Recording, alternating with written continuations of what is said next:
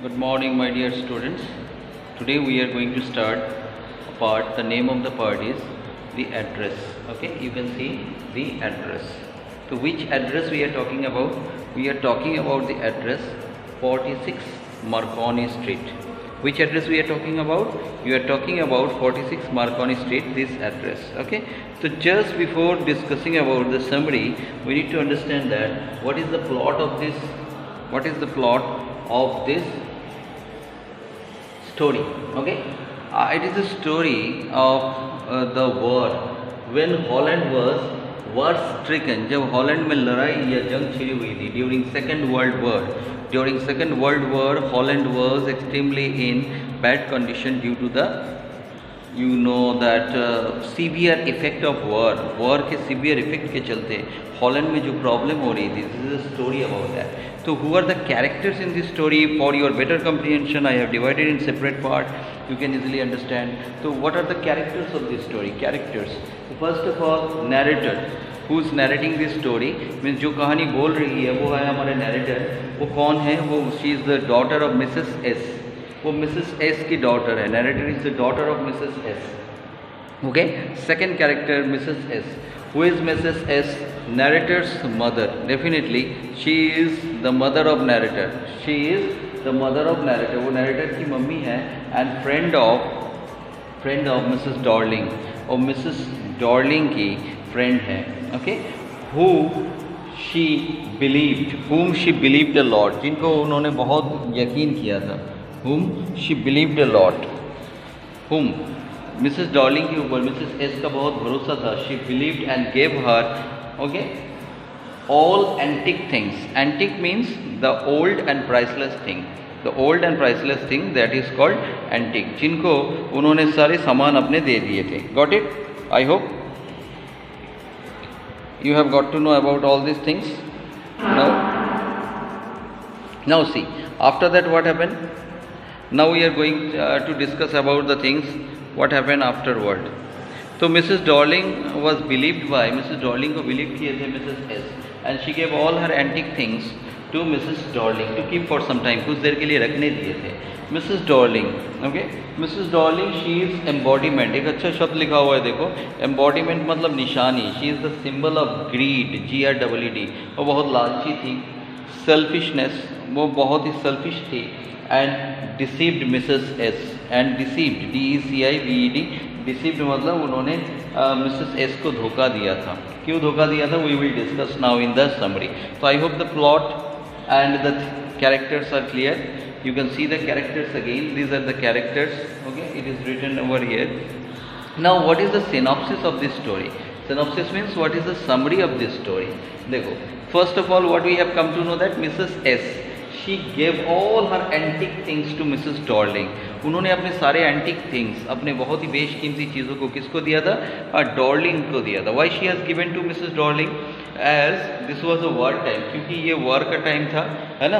तो this was a war time, so she needs to save her things. क्योंकि तुम लोग जानते हो कि Adolf Hitler, she was very brutal. वो बहुत ही ब्रूटल थी. And she Hitler, he wanted to give a punishment, severe punishment to all non-Jews. जो लोग Jews नहीं हैं, यहूदी है, उनको बहुत ज़्यादा punishment देते थे. So Mrs. S, she wanted to escape from that place of living abroad. जहाँ पे वो रहते थे, उनकी उस जगह को छोड़ के उन्हें कहीं दूर जाना था. इसीलिए उन्होंने बहुत सोचा. तो उन्होंने क्या डिसाइड किया? She wanted to save her furniture. वो अपने फर्नीचर को बचाना चाहते थे. That's why she wanted some particular friend. ऐसे एक दोस्त की ज़रूरत थी उन्हें, whom she could give all her antique things, जिन्हें वो अपना सारे एंटिक सामान दे सकते थे.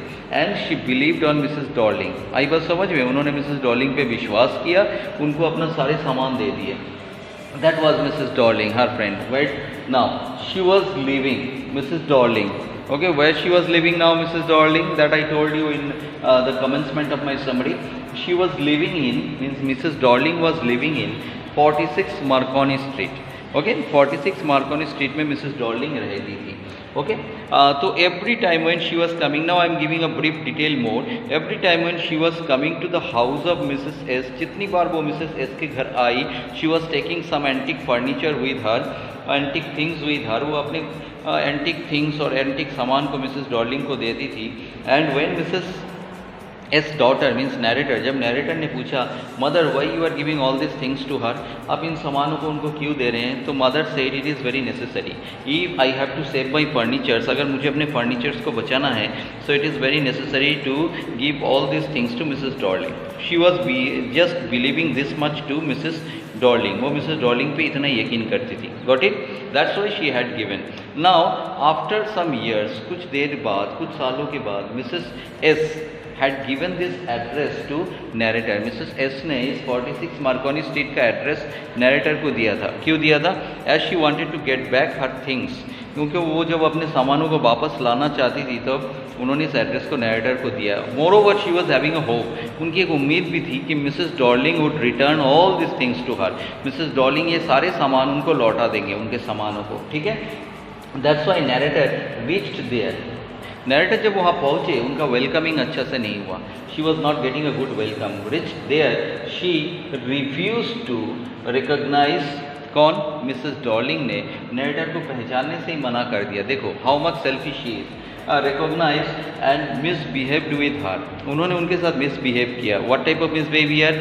She was not able to recognise हर, वो उनको बिल्कुल पहचानने से इनकार कर दिया और उनके सामान तो देना बहुत दूर, उन्होंने दरवाज़ा बंद कर दिया मिसेस एस की बेटी मतलब नैरेटर के मुंह के ऊपर. Narrator came in another time, narrator दोबारा वापस आई एक बार और, एक सेकेंड ट्राई किया उन्होंने. And this time welcomed by Dorling's 15-year-old girl. इस बार मिसेस डॉर्लिंग, क्योंकि वो छोटी मोटी बिजनेस करते हैं, तो मिसेस डॉर्लिंग जो है वो घर पे नहीं थी. तो नैरेटर का जो वेलकमिंग है वो किसने किया? The welcoming of narrator was done by 15-year-old girl.